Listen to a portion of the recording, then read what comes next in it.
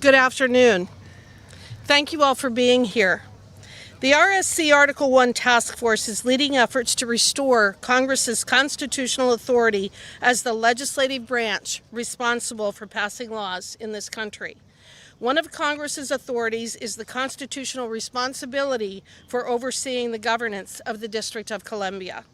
For years now, the D.C. City Council has not only prioritized left-wing policies and programs, but intentionally sought to hide their activities from Congress. It is a new day in D.C., however, and Congress intends to once again assert its authority to ensure that Washington, D.C. rightfully reflects and represents this great nation on the national and international stage. President Trump's unyielding leadership and strength, coupled with proper congressional oversight, ensures that Washington, D.C. will reclaim its rightful place as the shining symbol of American strength and dignity. Article 1, Section 8, Clause 17 of the Constitution states that the seat of government doctrine grants Congress plenary legislative authority over the District of Columbia as the federal capital. The Founding Fathers wanted the nation's capital to be free from disproportionate influence of any single state and the influence of states generally.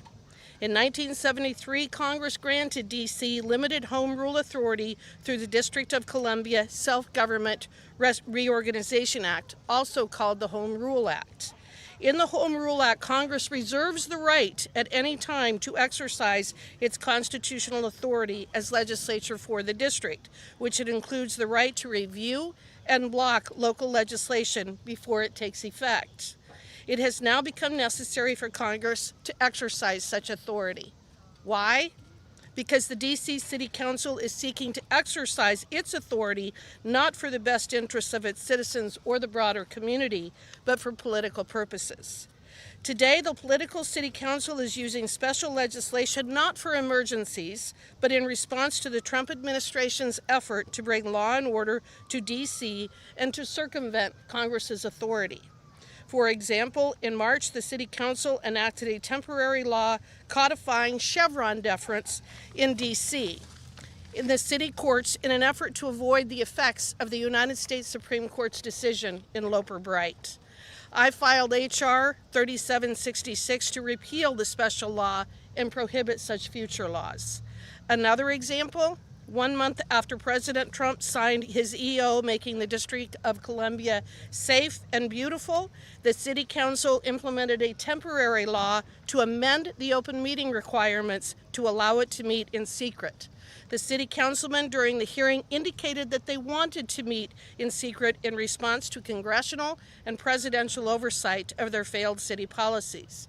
In response, Senator Lee and I introduced two bills, one to exercise congressional disapproval and block this law, and also one to create an expedited period of congressional review over special legislation.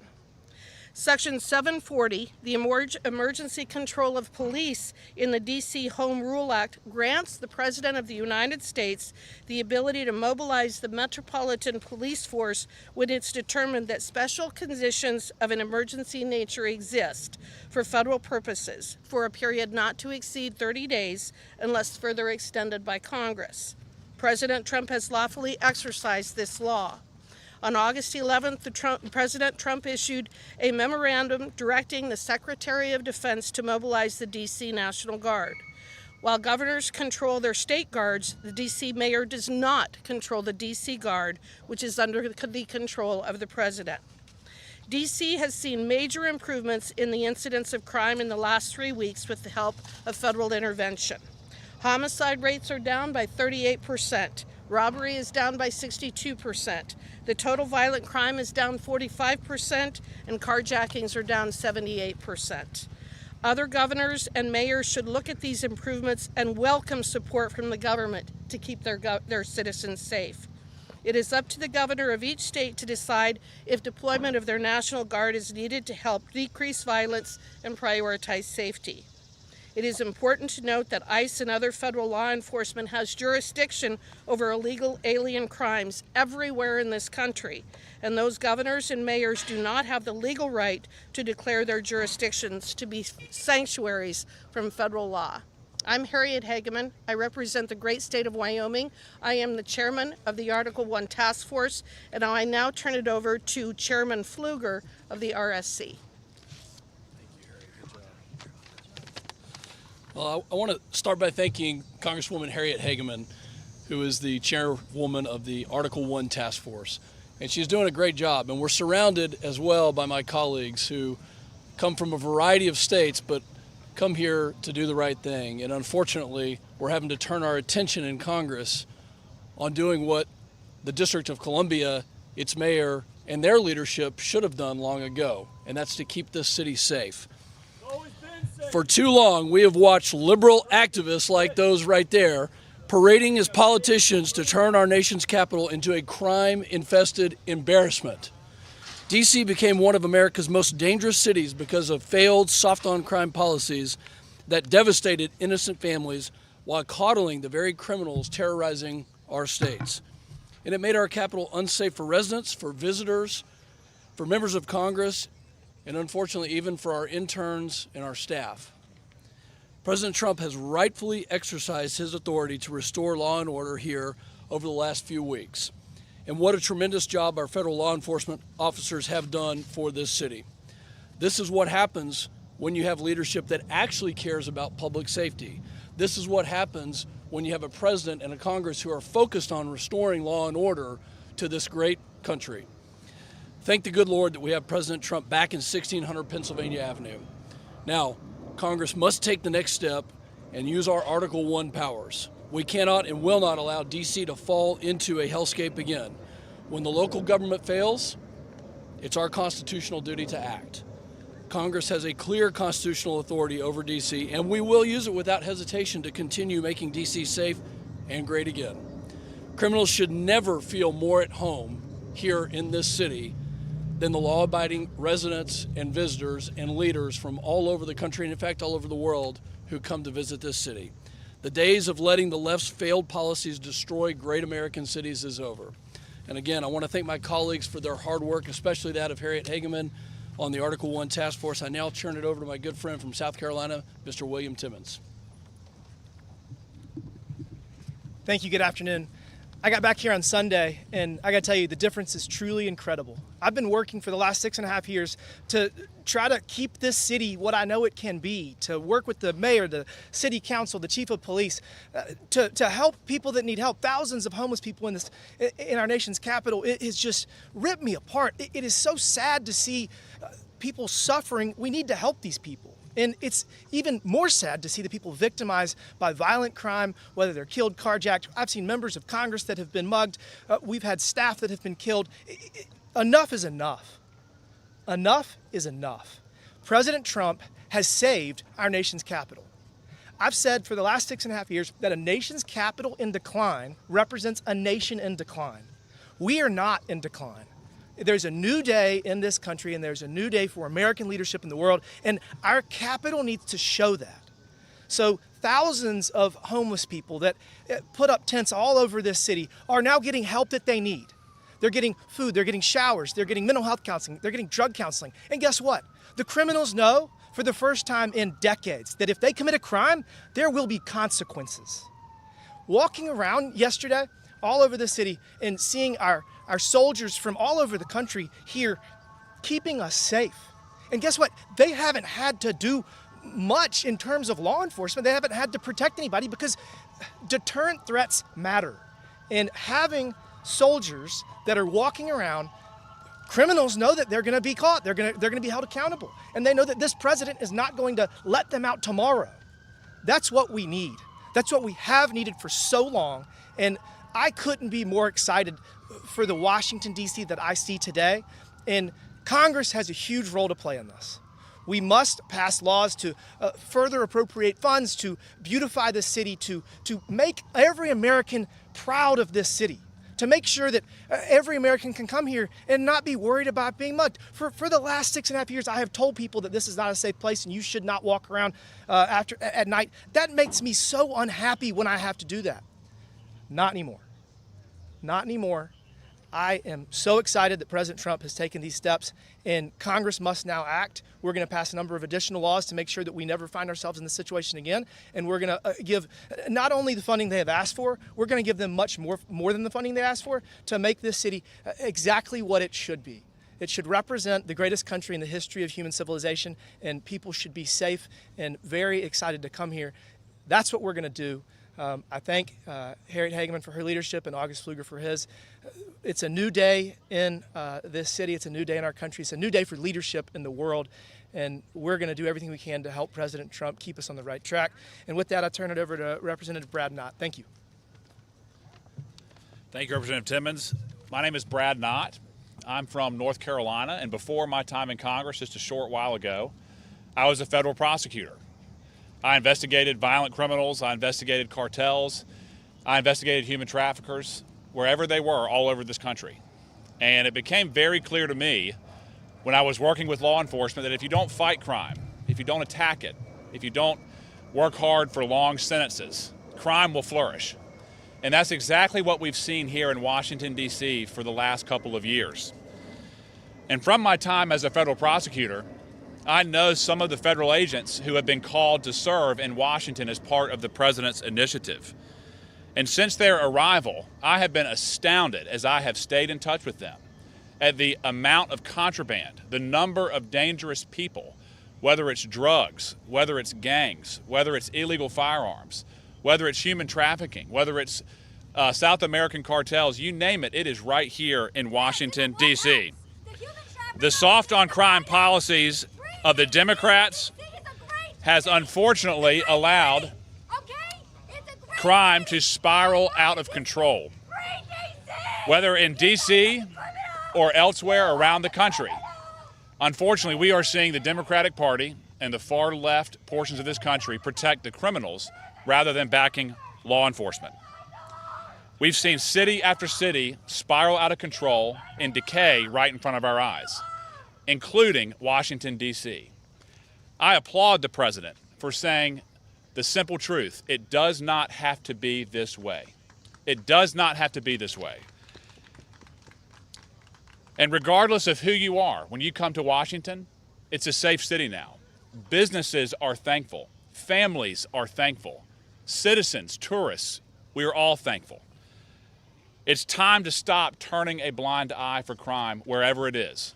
Wherever it is, we must investigate, we must prosecute, and we must protect the law-abiding citizens of this country. Thank you, and with that, I turn it over to Representative Laurel Lee.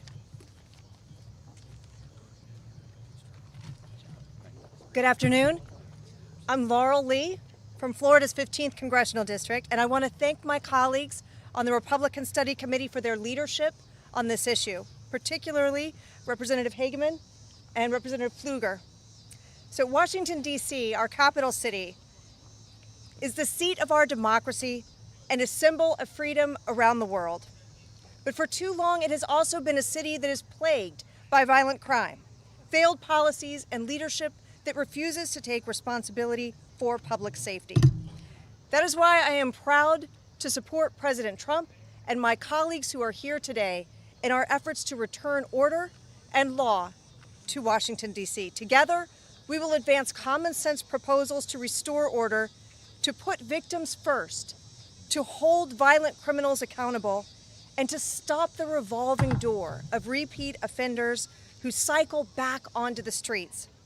In just the past 2 weeks since President Trump stepped in, we have already seen the dramatic difference that decisive action takes. Carjackings are down, violent crime is trending down, federal coordination has strengthened detention and prosecution.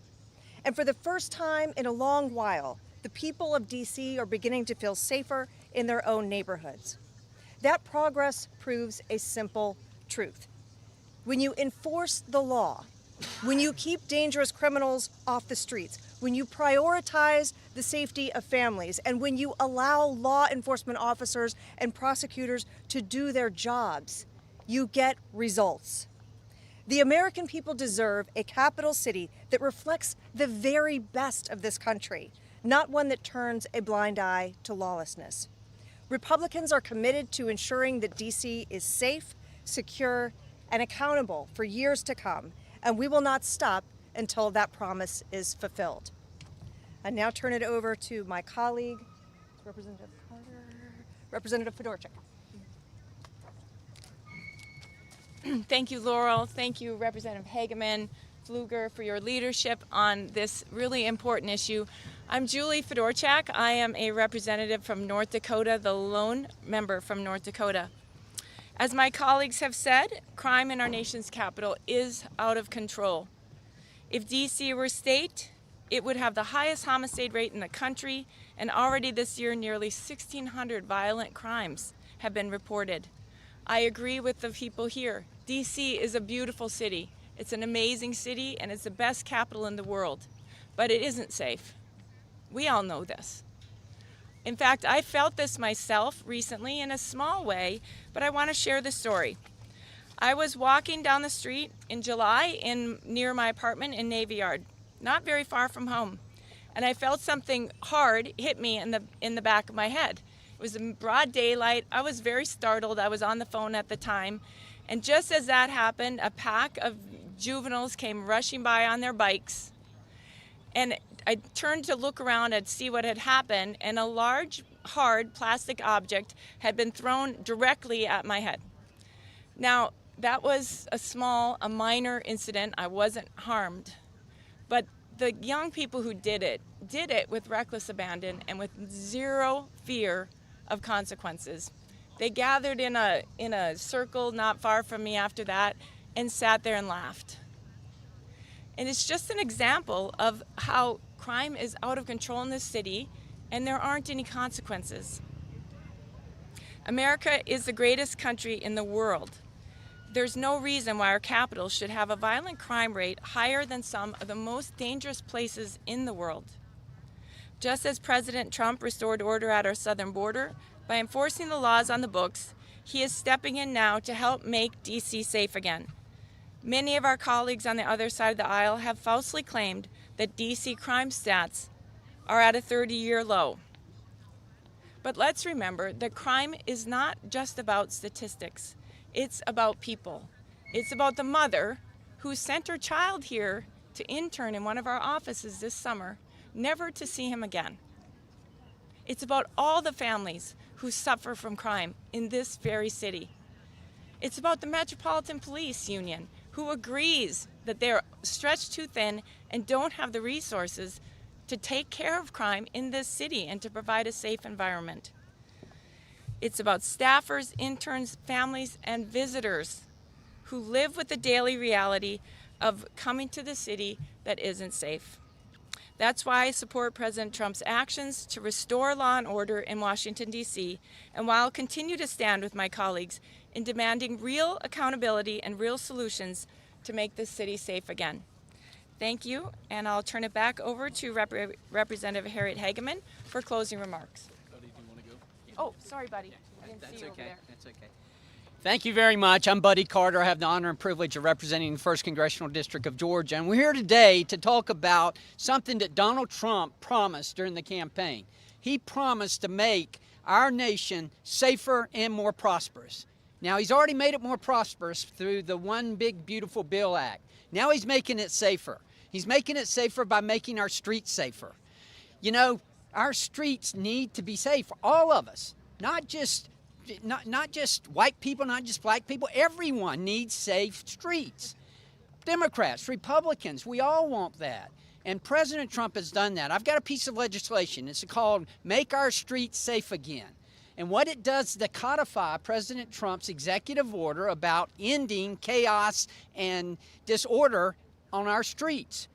It does this in a number of different ways, not the least of which is that it calls for law enforcement. It also calls for accountability, and it calls for making sure that we are giving help to those who need it. You know, during the last quarter of the Biden-Harris administration, there were over 274,000 people living on our streets. That was because of weak and ineffective leadership. Now we want to end that. And what this bill will do through codifying President Trump's executive order is to make sure these people get the help that they need. Make sure that they get the mental health services that they need, the addiction services they need. We're going to do this by making sure that they're held accountable. Now, I've heard the noise. I've heard the noise from the other side about, oh, you're picking on Democratic cities. You know, there was a famous bank robber, Willie Sutton. They asked him, why do you rob banks? And he said, because that's where the money is. Why are we picking Democratic cities? Because that's where the problem is. That's where the problem is. That's why we're picking them. Chicago, the highest homicide rate in the country. Look at Washington, D.C., number 4 in the country.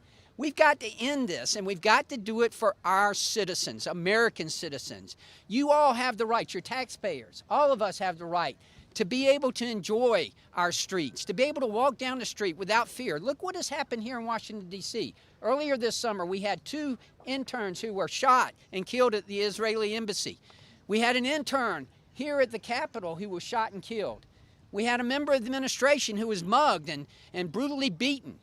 That cannot happen on our streets. And I applaud President Trump for what he is doing here and cleaning up our streets. And I want to help him. I want to help him by codifying his executive orders, making it into law to where we will have to follow this. Again, 2 promises made to make our country safer and more prosperous. Promises made, promises kept.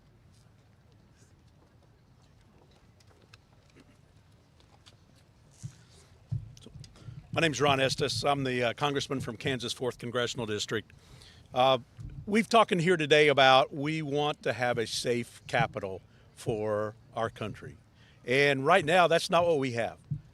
There's the murder rate in Washington, D.C., about 27.5 incidences per 100,000 residents, is larger than so many other world capitals around the world. You can list off other countries, Bogota, Lima, Islamabad, Madrid, other places around even the United States.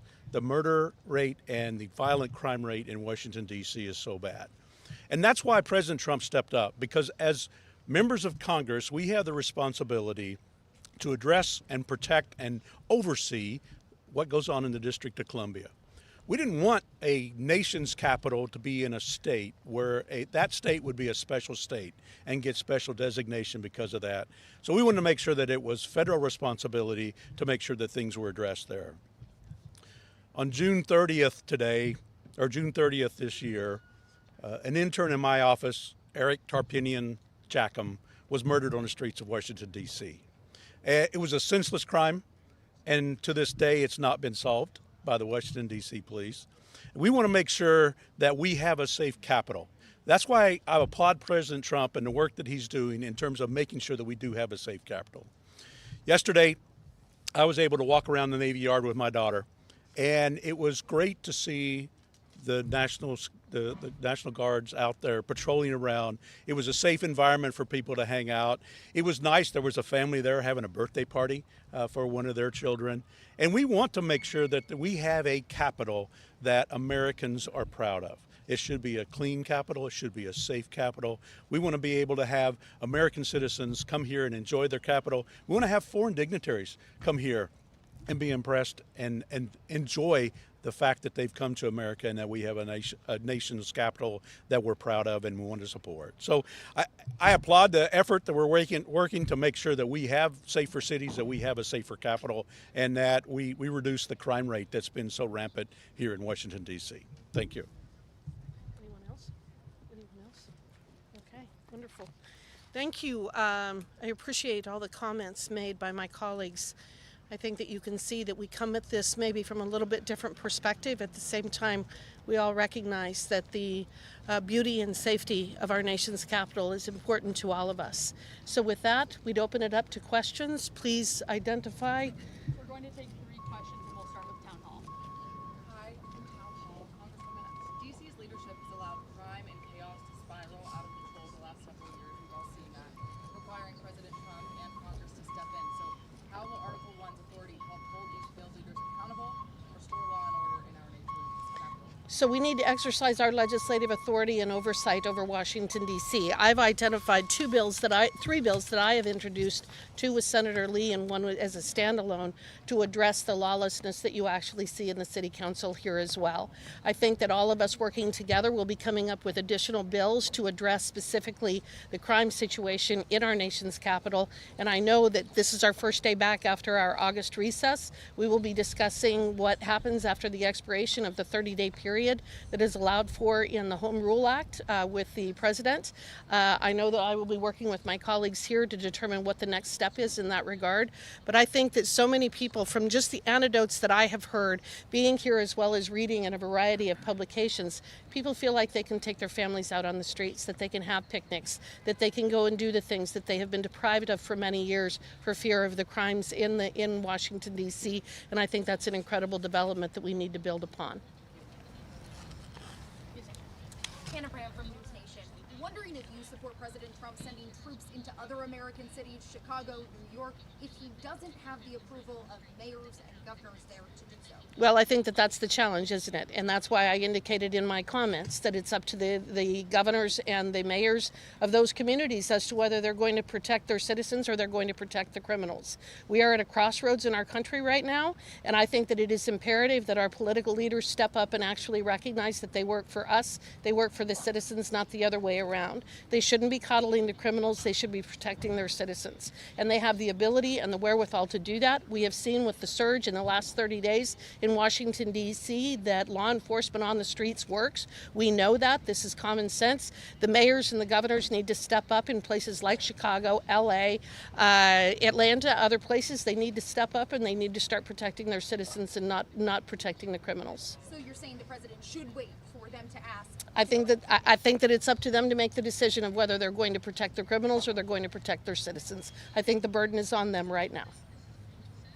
Thank you, Congresswoman with Washington Reporter. I'm curious from your standpoint and from many of your colleagues who want to take it to when you were back home during congressional work period, what we're seeing in D.C., how that's resonated with your constituents across the country.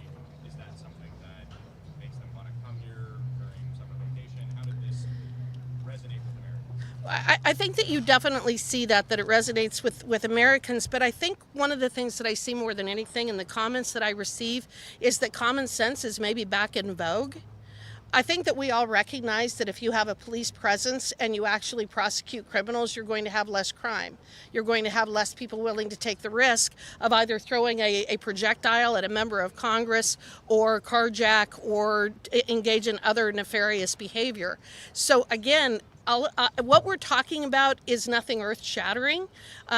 This is common sense, that you police areas where you have people who are congregating and perhaps engaging in bad acts. So I think common sense is back in vogue, and I think the people in Wyoming, or I know the people in Wyoming, across the board, not just on the issue of Washington, D.C. and protecting the citizens here, but I think across the board we're seeing so many issues being resolved and addressed by the current president that people are like, well, why did we wait so long? Why has it taken us this long to actually address the challenges that we have in this country? I think that he's just exposed the fact that sometimes our political betters are not the brightest lights on the porch in terms of addressing the issues that need to be addressed. And I'll let my colleagues respond as well. Recently, the governor of California said he was going to establish a task force on crime. Well, we've got news for him. There is a task force on crime. It's called laws. It's called prosecutors. It's called DAs. It's called accountability. The Republican Study Committee has long been the champion of conservative values, and one of the conservative, probably one of the most important, if not the most important conservative value that we stand for is law and order. We stand to protect the sanctity of what our founders established here, that this city would be that shining beacon on the hill. And it's really sad to see, to a previous question, a lot of these cities around the country, what are the radical leftists standing for? Is it for crime? Is it for more violence? Is it for seeing their neighbors and their communities destroyed by lawlessness? That's not what this group stands for, and I can guarantee you that there are many Democrats that we serve with here. We need them to stand up. We need their voices to be heard, to say enough is enough. that law and order and that safety and security and that bringing down violent crime is not a political, a partisan issue, that's just common sense. And I'm proud to stand with this group of people here. And in Texas, I can tell you that my constituents are thrilled to know that Washington, D.C. is back on the mend again, that they can finally send their kids up here knowing that their safety and security is going to be well taken care of, because that has not been the case, unfortunately, for far too long. Any other responses?